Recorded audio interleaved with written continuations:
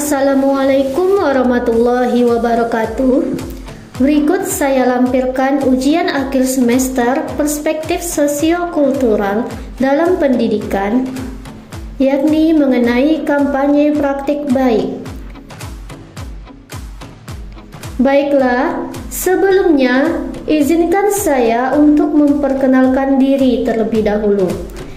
Nama saya Zela Yentri Anissa. Saya merupakan mahasiswa PPG Prajabatan Gelombang 1 tahun 2023 bidang studi Matematika Universitas Riau. Oke, baiklah.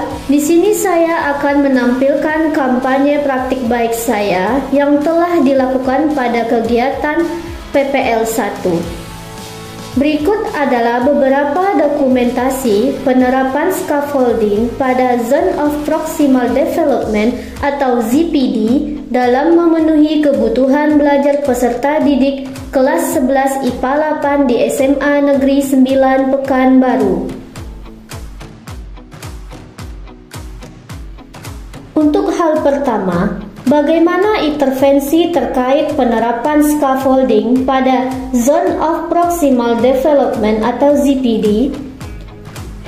Di sini saya menuliskan, scaffolding adalah salah satu teknik pembelajaran di mana peserta didik diberikan sejumlah bantuan, kemudian secara perlahan-lahan diadakan pengurangan terhadap bantuan tersebut, hingga pada akhirnya peserta didik dapat menunjukkan kemandirian yang lebih besar dalam proses pembelajaran. Scaffolding adalah metode mengajar dengan jalan menyesuaikan tingkat dukungan guru agar sesuai dengan potensi kognitif peserta didik. Jadi, bagaimanakah pengertian dari Zone of Proximal Development atau ZPD itu sendiri?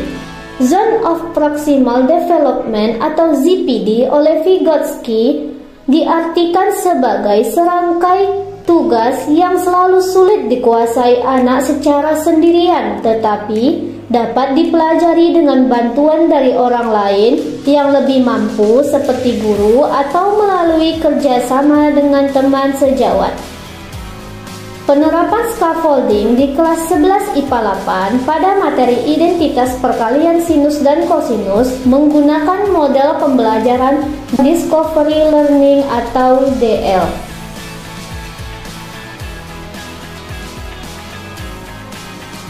Pada pendekatan ZPD, guru memiliki peran sebagai berikut. Yang pertama, sebagai fasilitator. Guru sebagai jembatan bagi peserta didik untuk menyampaikan aspirasinya mengenai pertanyaan, pemahaman, atau berbagai hal yang mengenai pemahaman materi pada hari tersebut. Kemudian, guru sebagai scaffolder. Adapun di sini peran guru adalah sebagai pemberi bantuan terhadap pemikiran-pemikiran peserta didik dalam membangun konteks pengetahuan kognitifnya. Kemudian, peran guru sebagai evaluator. Guru di sini berperan sebagai penilai bagaimana kemajuan peserta didik setelah diberikan bantuan atau scaffolding terhadap proses pembelajaran. Kemudian, terdapat beberapa aktivitas dalam penerapan scaffolding. Yang pertama, melakukan pengelompokan. Yang kedua, pemberian tugas, lalu membimbing, dan yang terakhir yaitu evaluasi. Berikut adalah tahapan-tahapan pendekatan ZPD pada pembelajaran yang telah saya lakukan pada siklus 1-3 di proses PPL 1. Pada tahap pertama, guru memulai pembelajaran dengan memberikan pertanyaan pemantik kepada peserta didik. Pertanyaan ini bertujuan untuk menilai pengetahuan awal peserta didik terhadap materi yang akan dipelajari. Hal ini tentunya membantu guru dalam memahami kebutuhan dan latar belakang peserta didik.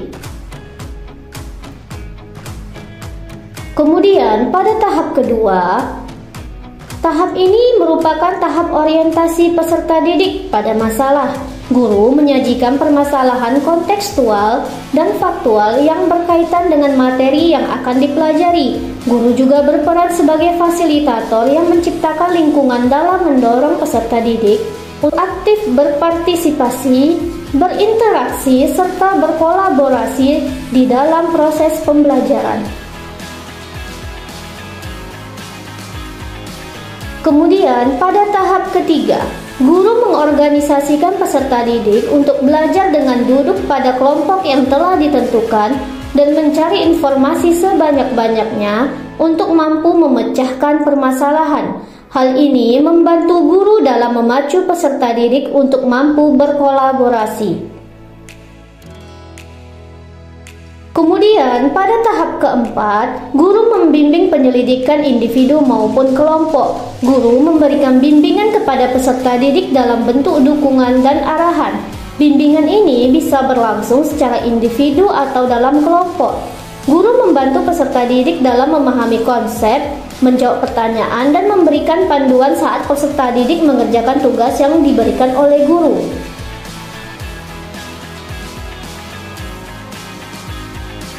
Kemudian, pada tahap 5, ini merupakan tahap akhir.